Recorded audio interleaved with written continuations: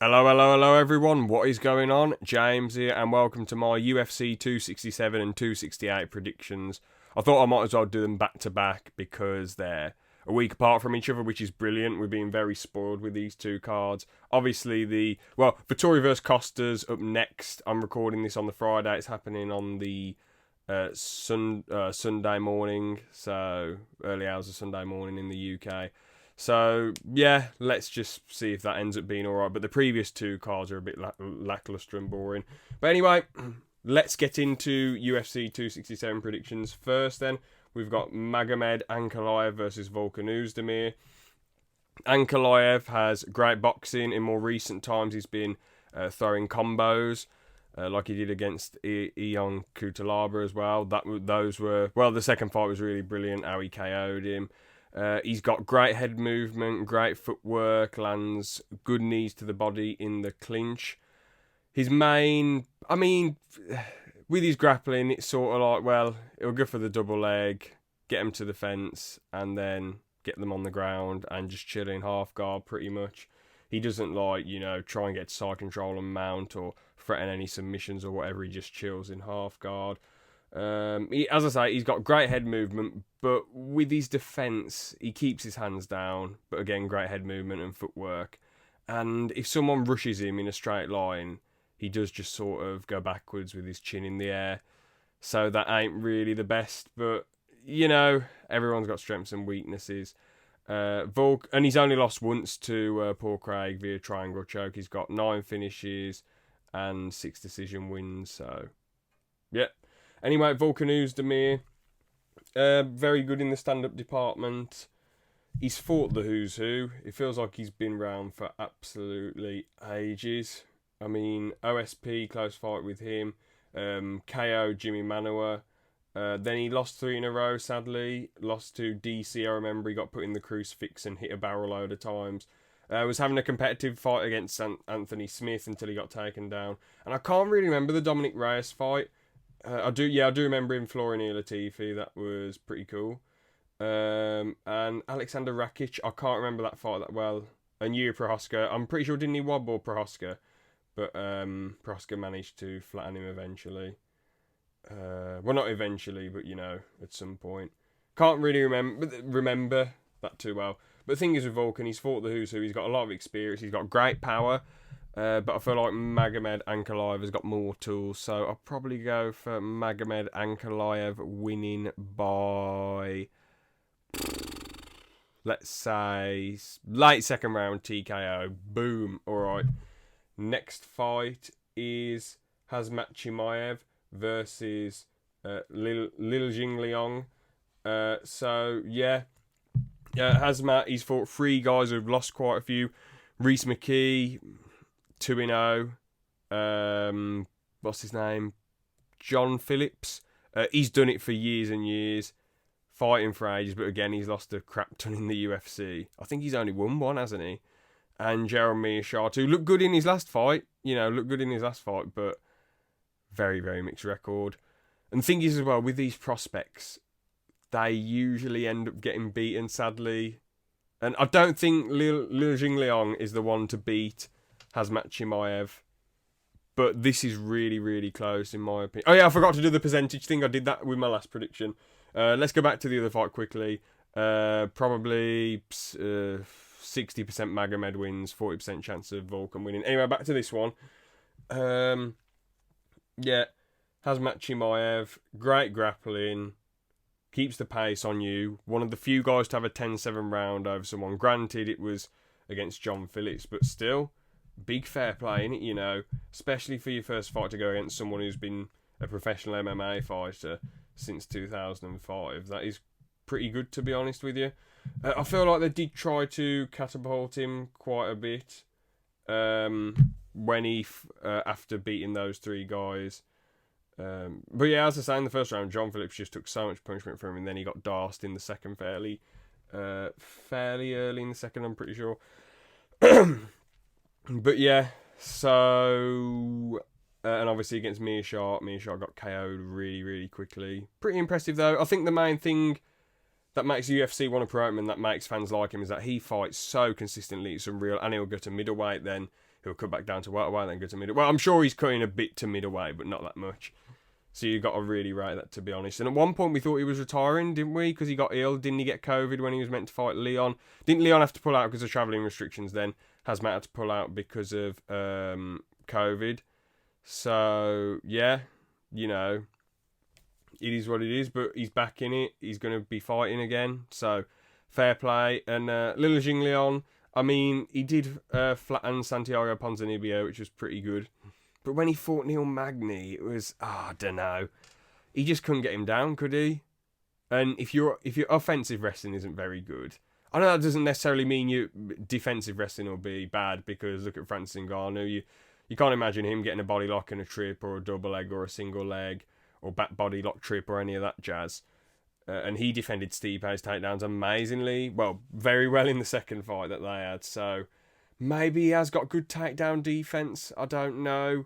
Really, really close fight, to be honest. I am going to pick Khamzat Chimaev via early third round submission. That's what I think.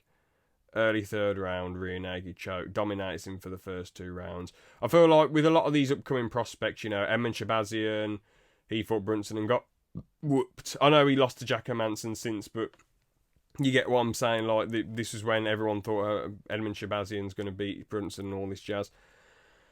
Sean O'Malley got beat by Vera, but again, he'd fought quite a few people beforehand.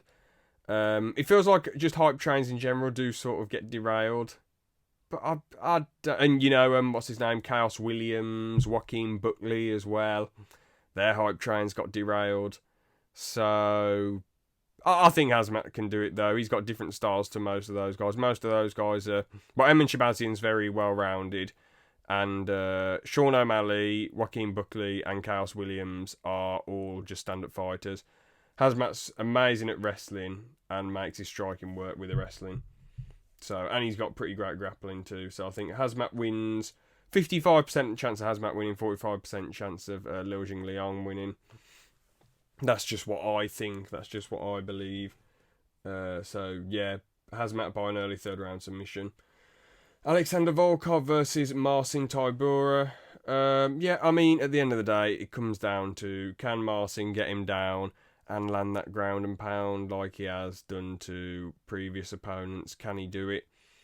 I don't know. I mean, Wadum couldn't get Volkov down, and Volkov's got an amazing right hand down the pipe.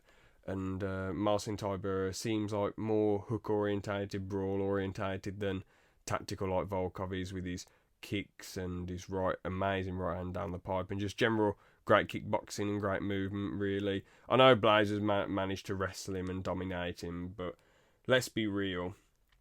Blades is like the best wrestler, well, one of the best wrestlers. Well, currently, yeah, the best wrestler in the heavyweight division. I forgot DC retired ages ago, but yeah. Currently the best wrestler in the heavyweight division. So, yeah, I think Volkov gets it done, to be honest. I think he can defend the takedowns. I think he can deal with the brawling too, to be honest. And I think he either gets a brilliant finish with his straight right, drops him, then ground and pounds him, or he gets a third round decision. Which one is more likely? Probably the third round decision. Volkov is quite technical and smart, and he'll go for the finish if he can, but, you know, he does like to try and keep it safe. So I'm going to go for Volkov, third round unanimous decision. Now, on to Dan Hooker versus Islam Makhachev. Yeah, I mean, Dan Hooker, fair play. He fought Nasrat Haqparast at UFC 266. Showed some decent wrestling.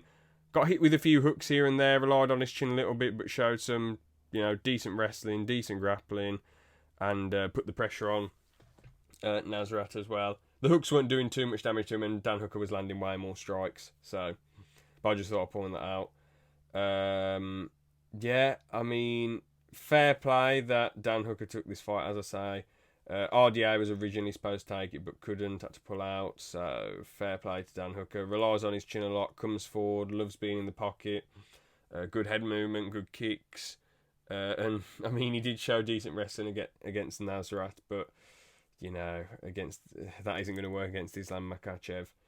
And also, like, the thing is with Makhachev as well, Even if you get him, like Thiago Moises had a body triangle on him at one point in the fight, and Islam was just not worried at all, just shook him off and then got on top of him.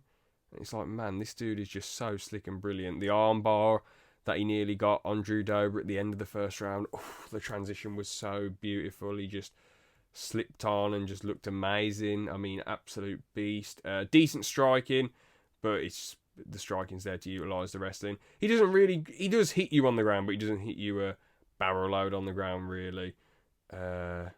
He hits you more in the striking, but he's amazing at controlling you on the ground too. So I'm going to go for Islam Makhachev via first round submission. Sorry, Dan Hooker, you're a legend, you're a gangster, but I really just don't think he's going to do it. Now it's Petr Yan versus Cory Sandhagen. Again, another absolute beast and a gangster for stepping up, taking on Petr Yan. Brilliant, absolute beast. Fair play to Sandhagen. He loves putting on the pressure. He loves going forward. He hits you anyway. He'll hit your legs, your head, your body. He does not care. So, absolute beast. He showed decent takedown defense against TJ Dillashaw, and he showed us all he can go 5 rounds. And I mean, I thought Sandhagen won that fight personally, but the judges saw it differently, and there you go. Petr Yan, amazing boxing, amazing 1-2, well, jab cross or jab cross. Really good at checking kicks too. The thing is with Sandhagen, he does like to do some spinning moves, and man, Petr Yan's very good at countering people's mistakes, getting the back body lock and taking you down. He's got when he goes backwards occasionally, because it's quite hard to back him up. Really, he comes forward. He has the tight guard. As I said before, really good at checking kicks as well. He does have good counter hooks, and he has good hooks coming forward when he does use them.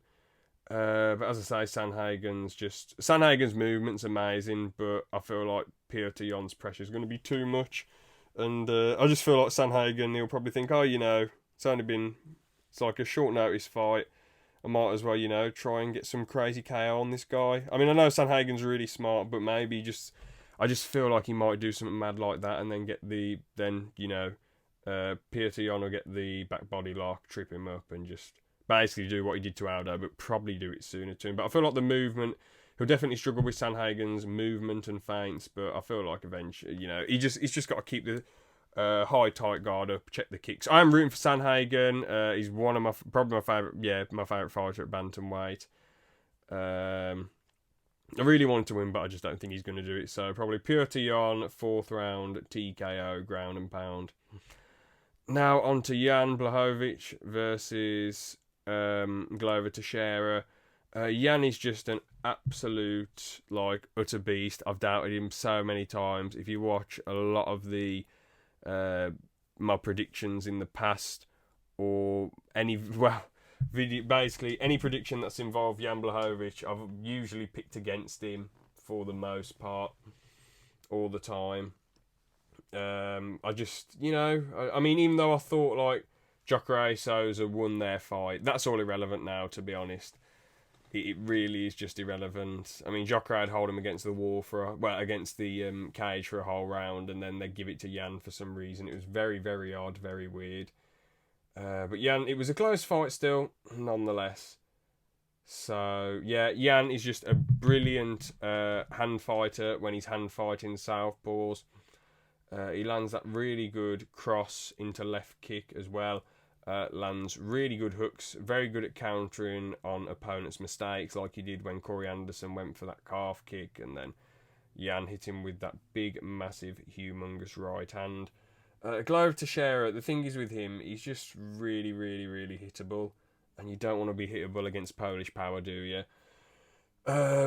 People can be like, the wrestling will come into it, and it's like, the thing is with Glover, he doesn't really mix the striking and the wrestling in that well. If he did get it to the ground, he'd probably have a great chance of he's got amazing grappling, but when it comes to the wrestling, he pretty much just flails forward and tries to get a single leg, and he's just desperate for that single leg, you know what I'm saying? I mean, he got dropped twice against Thiago Santos, and was getting absolutely battered by Smith. Well, not battered, but he was getting quite hurt by him.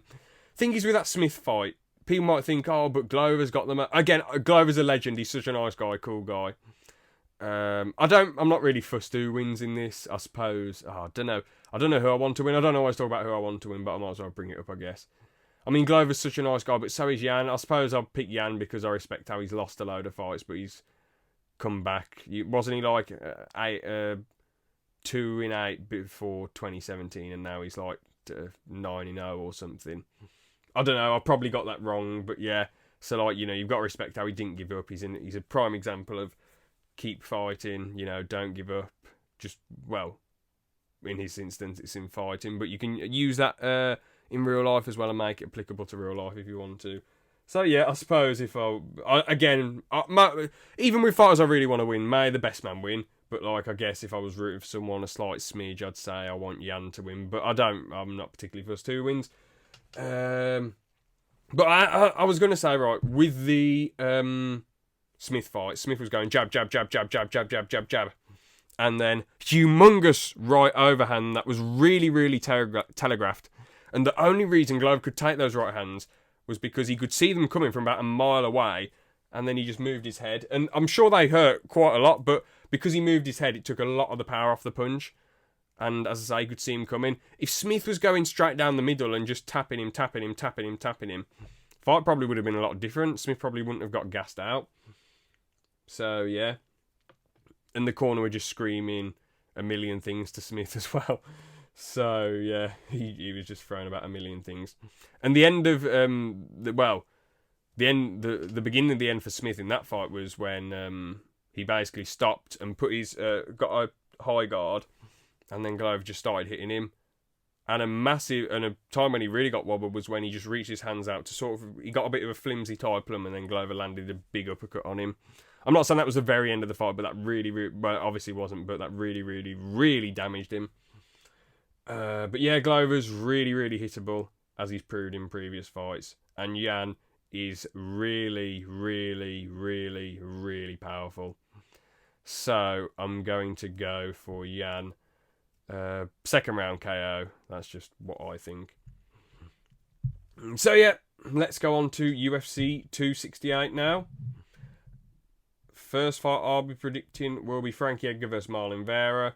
Marlon Vera, very tough guy, man. I mean, he took quite a lot off Aldo.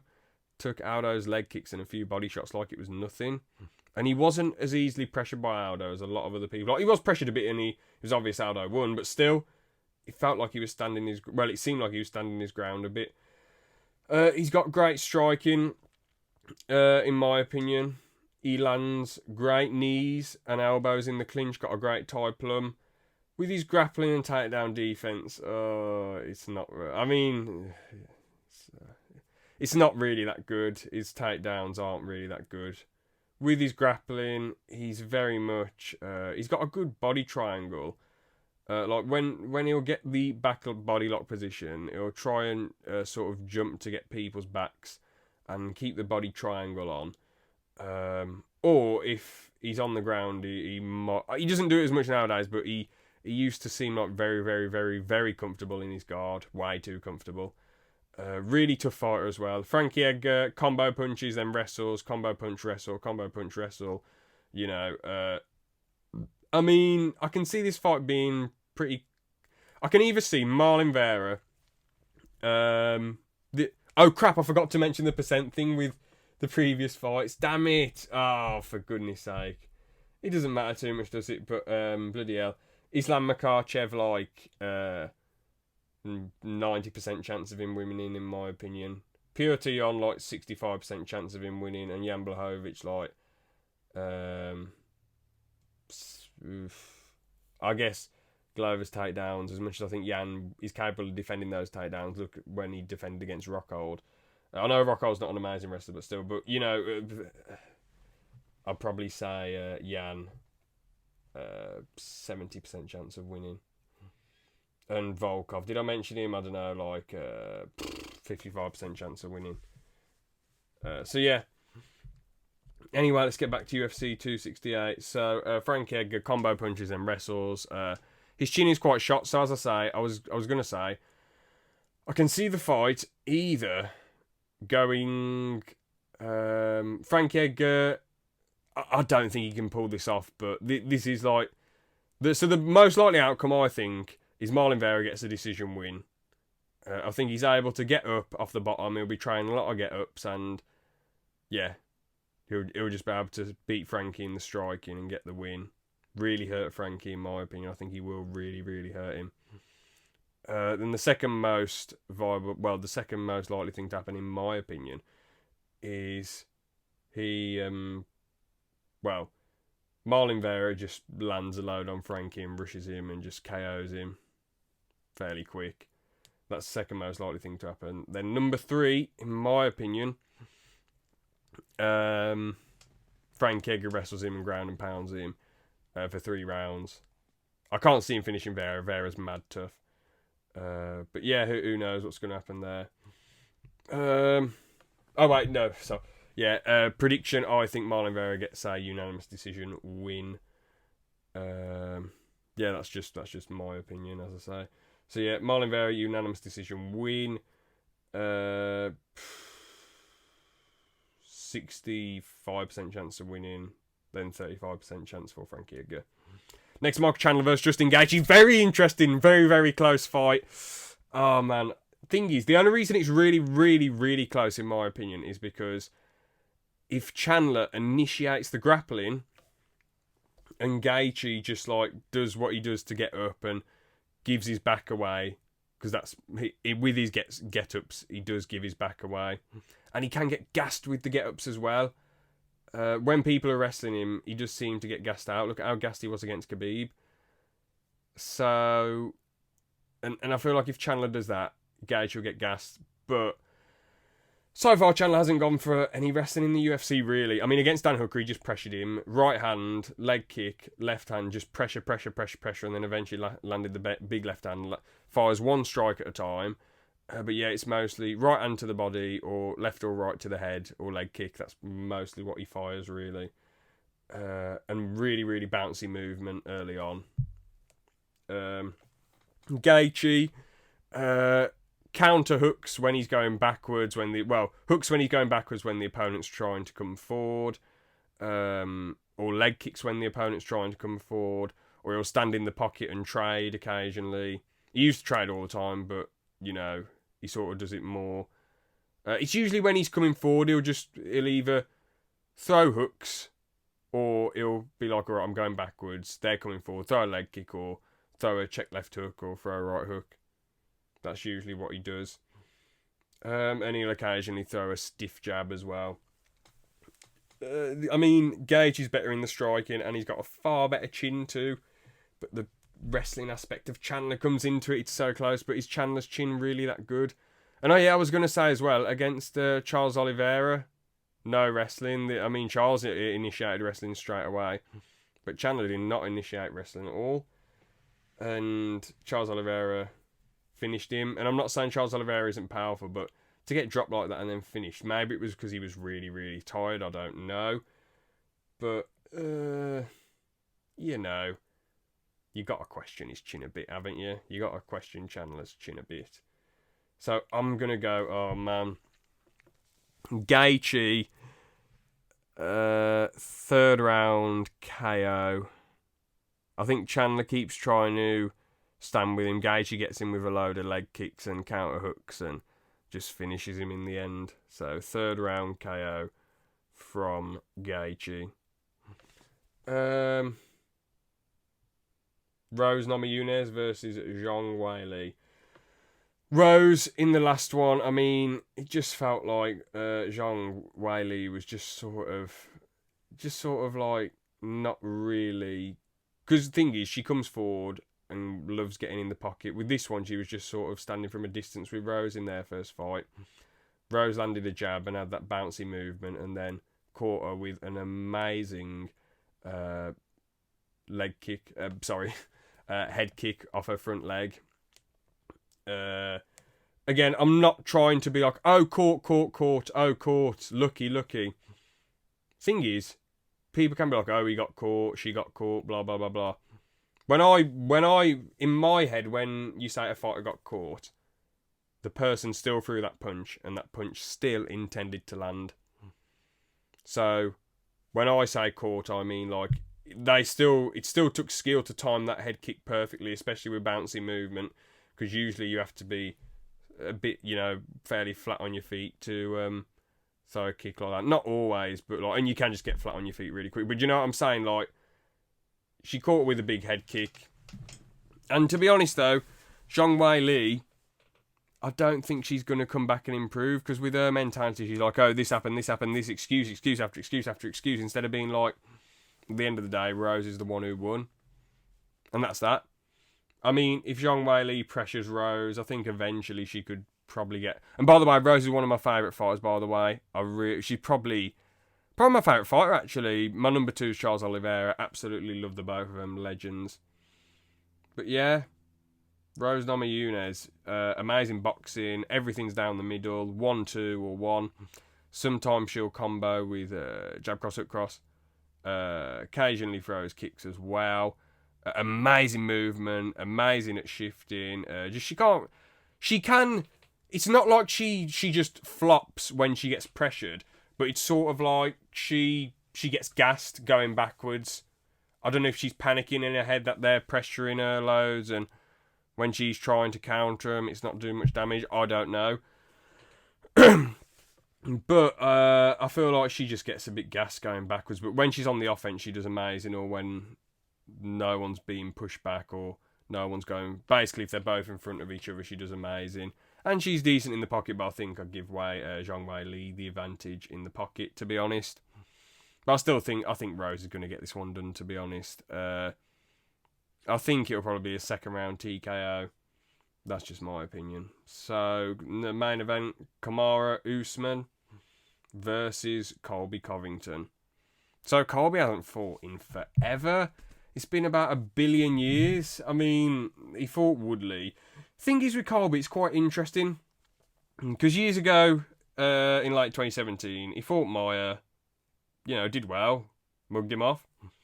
Fought RDA, and I thought Colby would lose. But, they went to battle with each other. Colby was getting the better of him. Fair play. Won the whole fight. Went 5 rounds. Robbie Lawler, went 5 rounds with him. Fair play. Dominated him. It doesn't seem like, if you look at... His resume isn't really good. I'm not knocking RDA, by the way, but Damian Maia... I suppose beating Damian Maia is... Back then, is a lot better than beating Damian Maia now. But, it ain't anything particularly, amazing to beat Damian Maia. Okay, fine. It's good. It was good when he beat Maia. Leave it at that. It was good. RDA, great win at the time. RDA still... good now and definitely a threat now, but at the time, beating RDA at UFC 225 is better than beating RDA now. And Robbie Lawler, I mean, fair play. Colby, took him down, landed loads and loads and loads of strikes, went 5 rounds. Big massive fair play to him. But beating Robbie Lawler at that point ain't really anything big, but fair play. And then he fought Kamaru Usman and they went to war. Brilliant fight, amazing fun fight. Colby was winning the fight, but got beat. Got hit really hard in the 3rd. And then got hit really, really hard in the 5th. And Usman TKO'd him, and a big fair play. Then he fought Woodley. And he was doing really good, showed amazing wrestling against Woodley. He knew what to expect, just like most people who've beaten Woodley knew what to expect. Big right hand, went under the right hand for a takedown. Woodley landed that big Superman punch. I can't remember it. But he landed the Superman punch off the cage and Colby took it really well. Seemed to be rolling with a few strikes better as well. And his striking looked improved then. So, I guess it's not donkey's years since he's fought. It was September 2020. But it does feel like ages, man. A whole year without Colby fighting. But I'm glad he's got this rematch. He's the main, Usman's fought other people since. And Colby promotes himself very, very, very well. But yeah, at the end of the day, Usman beat Masvidal twice and beat Burns since he fought Colby. Well, Colby since he fought Usman. Fought Woodley. And fair play, he beat Woodley, but Woodley had already been beaten by Burns. And Usman, he still beat a fairly good Woodley though, fair play. There ain't really... To be fair, there ain't much different about Woodley. there ain't a lot different. Like, within all, he's still doing the same stuff he always did, to be fair. Back when he fought, the only big change was when he fought Vicente Luque and just came forward like an absolute madman. And then against Jake Paul, he was just the frozen one and didn't really commit to anything.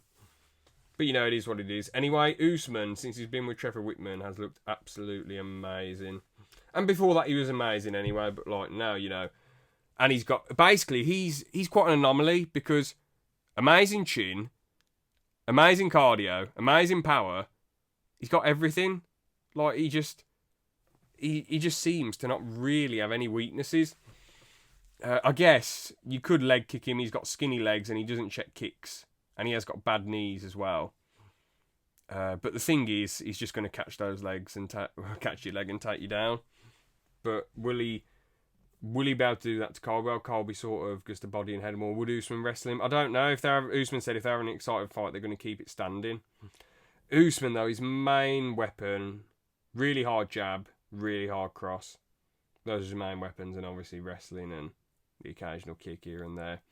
He does throw hooks a bit, but his jab and his cross are his main weapons. And, I mean, the thing is, Trevor Whitman, all his fighters just seem to win a lot of the time, don't they? So, I mean, imagine if Gaethje wins, Rose wins, Usman wins. I mean, you got to hand it to Trevor Whitman. He's training people amazingly. So, yeah, that would be quite legendary for Whitman. To be honest, like, and the thing is, he's not surprised when his fighters win. He's not surprised at all. He's just like, yep, cool. Knew that'd happen. So, yeah, pretty legendary. I mean, maybe Colby does wrestle Usman, or try to. Maybe it becomes a big wrestling contest. Then who wins? Then it's really close. If they have a brawl again, I mean, I can see it being similar to the first one, but Usman, he'll probably be able to find Colby's chin a lot easier in this one, so... And I think it will be a brawl. Oh, maybe not. Because Colby's a really, really intelligent guy. And to be honest, if you're a guy who chats loads and loads and loads and loads and loads and loads of shit, you sort of like, you know, you want to win. Because if you lose twice in a row, it's very hard to promote yourself. You can still promote yourself. Like, people will still be interested in Colby and the character he plays and whatever. But, you know... if you lose twice in a row and you chat the amount of shit that he does and you're really, really loud, it just sort of makes you look a fool. I know some people weasel around it, like, well, not weasel, but like they're just doing it to keep promoting themselves, like they might say, oh, well, I didn't actually lose, I actually won, blah, blah, blah, blah. But, you know, he said, like, Marty Snoozman, you know, you broke your will, you didn't break my chin, you broke your will, blah, blah, blah, blah. And it's like, okay. And I suppose it's just keeping up that character, isn't it? But personally... if it's a brawl again, I feel like Colby will be winning, but Usman will probably get it done quicker, so I'll probably finish him in the third. If it's a wrestling match, bloody hell, razor close. But I am going to have to pick Usman even then, because thing is, with his wrestling game, he just sort of gets you against the fence, and I feel like you're about to do that against Colby. You're about to defend the takedowns and then get Colby against the fence and just land the cheeky foot stomps. And if it's a technical fight, I don't know, probably like Colby wins for ages and then Usman gets him in the fourth or fifth. So, yeah. The thing is, difference between... I still think it's going to be mad competitive because even though I predict pretty much like, I don't know, Usman 4th round KO, that's what I'm predicting. Probably like a 60% chance Usman wins, 40% chance of Colby winning. But I am predicting Usman to win by 4th round KO. Thing is, Masvidal, he was worried about getting taken down.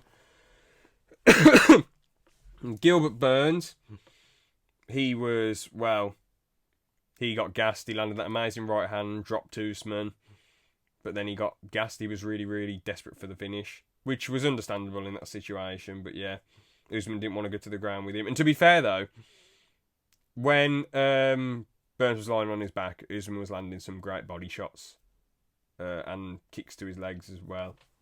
Kick to his legs, sorry. Or did he kick both legs? Can't remember. Anyway, thank you all so much for watching. And yeah, have a good one. See ya.